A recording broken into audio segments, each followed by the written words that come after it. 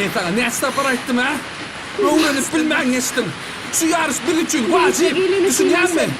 Bağırladı bir dere gittim. Bağırladı bir dere gittim. Kime düşündü yani?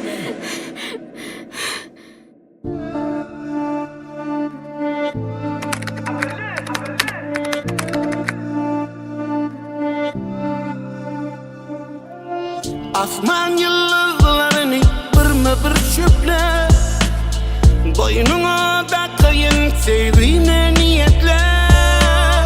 Bir sen kursuğumda yürek gerekke, bilsen men yaşamama bir sen sebepke. Sen ve men hiçim ayrılmalı, hemmeden sevdiğimiz koralı.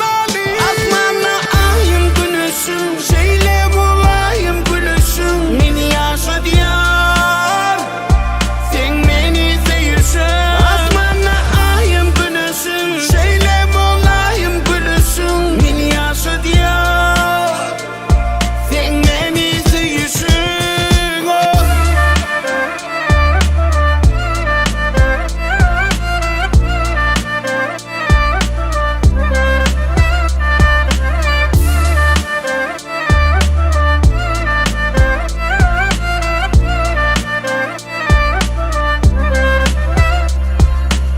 İkimiz ulu güç, eğer de cem olsun, men de sen olsun, senden men olsun. Hiç kimi dinlemeli, kulağımız keri olsun. Köpçülük gerek değil, garajıkta yeri olsun. Men sen için öy olacak, daşımda hayat bol.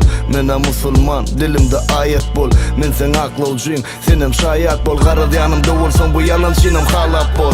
Sen gözüm zadımı ya, şeyle vıradını zadımı ya. O bir işte bolsa adamı yarın, sansıyım öptün yadımı ya. İki dünyamsın, yol olşun men, pek imansın, kor olşun men. Aytmasamam bilyansın özüm, yalancı da yaşayan seni, seni üçün men. Aydayızım. Sen ve men, hiçim ayrılmalı, hem neden sevgini koralı. Asmana ayım gülüşüm, şeyle bulayım gülüşüm. Ben sana ne sapar ettim ha? Öğrenip bilmeyen geçtim. Şu yarış bir için vacip.